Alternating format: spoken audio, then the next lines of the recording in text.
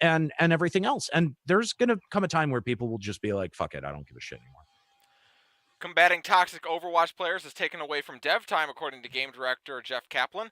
Toxic behavior in the game has been growing steadily worse in the game over the last few months, and combating it has begun to pull away from other areas of development. It's a common growing pain that games like League of Legends and Counter-Strike have had to face before it, but it's still a bummer to hear about. It's not surprising. No, Yeah, it's not. It's super surprising. It's easy. All right, if you get more than like, I don't know, random number, 100 negative reports, you get banned for like 5 days, and you just throw that account in with like a giant pool of like to like actually like look over the accounts. And then if you're a shitty person who uses racial slurs all the time, PewDiePie, then you get fucking booted out forever. Okay, and but then you have to pay $40 again. That's the game. That's the problem, though, Chris. Is to do all of that, that takes manpower. That takes money. It takes one time. You make it, you do it, and then after you like the big swath of people open the floodgates, and then after that, it's just a trickle because people No, because like you just said, they spend another $40 to get back into the game again. How is it? How many times are people going to do that though? The reason people are so toxic in Overwatch is because they see that they have no repercussions. That is fundamentally not true. The number of screenshots that I see in the shitposting group that I'm in that shows like how they've been banned from competitive for like 2 years, or people complaining that, you know, they've had like 1,000 infractions and they can't play anymore, so they have to buy a new account, is very, very frequent. Yes, that's the reason why they're losing development time on this, is because yes, they actually are doing stuff. They're actually, instead of just being like, all right, you know, throw people in there and, you know, use the reporting system, they're actually developing or trying to develop better reporting systems. I mean, I think that console might have actually just finally got its first type of reporting system. So yeah, they are actually actively trying to deal with it, and in more ways than just banning people in swaths. They're trying to implement systems that help with getting that done, but people just keep coming back. Well, I mean, when it's a hugely popular game, when it's also very competitive and people's emotions are at play, they're going to do dumb shit. There's always going to be dumb shit that happens. But the thing is that, you know, this is Blizzard Activision that we're talking about. This is the largest game development company pretty much on the fucking planet, right? They have more money than God.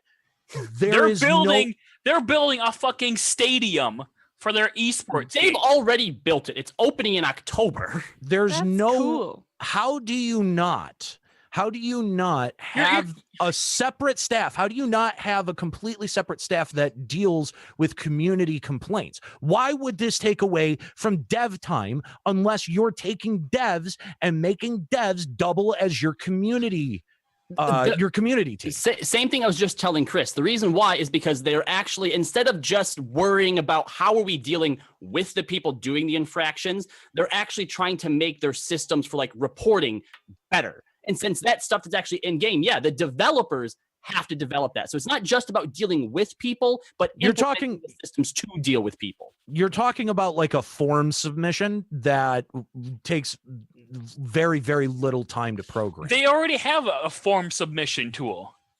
I'm just saying, like the reporting mechanisms on their face are very, very easy to program. Maybe data analysis might take up some time, but again, you need to have a separate department and separate developers that are worrying about the community and the way that the community is developing. See, that's fair. Having different developers for those types of systems as opposed to maps or balance changes or new characters, that I agree with. And again, this is Blizzard, and they have all of the resources. I do not accept, oh, well, it's too cost intensive for us to be able to do that.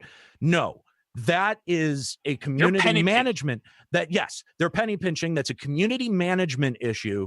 And there's no reason, like if that was their excuse, I would say, don't ever buy another fucking loot box from them ever again. Stop engaging in all of their microtransactions, because that's fucking bullshit.